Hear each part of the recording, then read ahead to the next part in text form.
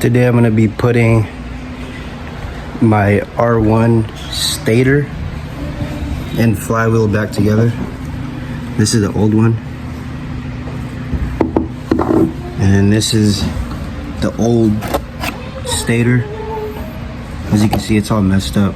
All that stuff that's attached to that stator is from the flywheel. So I'm gonna do that, and I got the new one right here.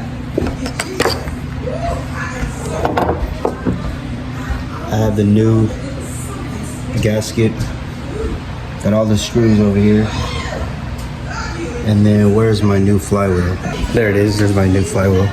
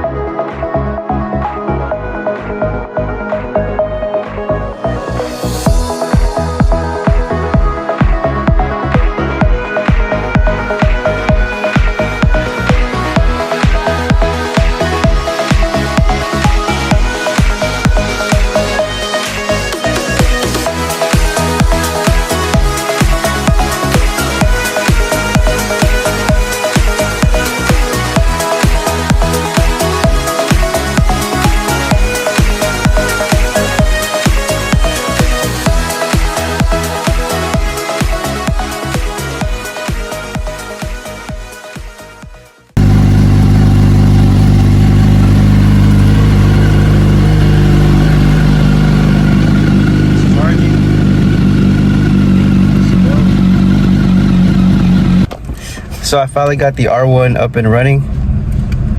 it's reading about 13.7, 13.8, almost, I think it's like almost 14. And then when you rev it up, it goes up to like 14.5. But that's how you know you got a good stator. If it's overcharging, if it's going above like 14.5, then that means your rectifier is not working. It's keeping it what's it called? It's not keeping it regulated. It's not keeping it within its specs, like 13.5 and 14.5. If it reads like 15, it's okay. 15 volts is good.